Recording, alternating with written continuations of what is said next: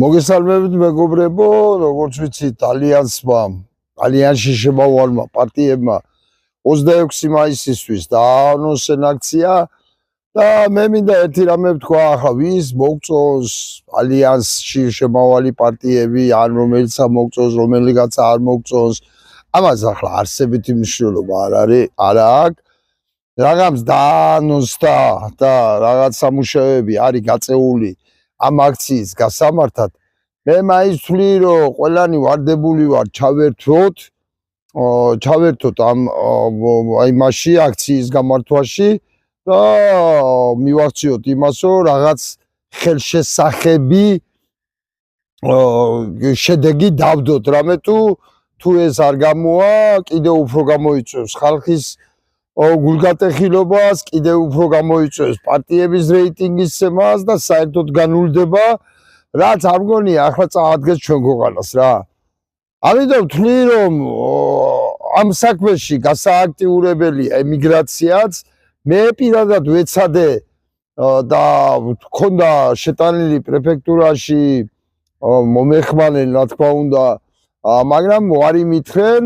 მაგრამ რა ვიცი, ახლა ვისაც შეუძლია, ვისაც ეხელწიფება, მინდა მათ ხო მოუწოდო, რა ვიცი, რომ იგივე 26 მაისს ყველანი შევიკრიბოთ ემიგრანტები ბრიუსელი იქნება ეს თუ პარიზი იქნება თუ რომი.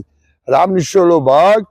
შევიკრიბოთ ემიგრანტები და რა ვიცი, ბოლო-ბოლო ერთმანეთს მევეფეროთ, ერთმანეთი გევიცნოთ, მე რა ვიცი, ახლა ორი ბოთლი ღვინო რა გახდა და მაგის კალბასი დაიგი, ხო? პირობითად ვამბობ, რა თქმა უნდა და დამოუკიდებლობის დღეა ბოლო-ბოლო და აღვნიშნოთ მაინც. ამიტომ კიდევ ერთხელ თხოვნა ემიგრანტებს.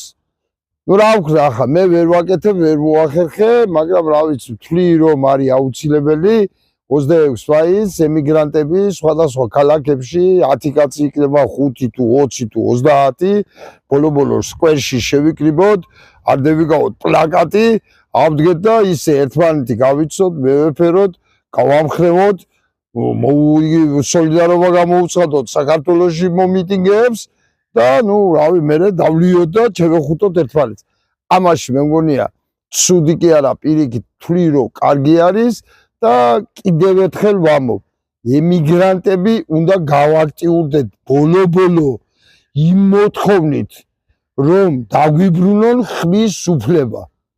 ამ მოთხოვნებით ჩემი აზრით გააქტიურება არის საჭირო. ყველაფერსო თავი დავანებო, 26-საც თავი რო დავანებო და ყველაფერსაც. რა ვიცი, მე ყოველ შემთხვევაში ასე ვთვლი, აბა ემიგრანტებო, ვისაც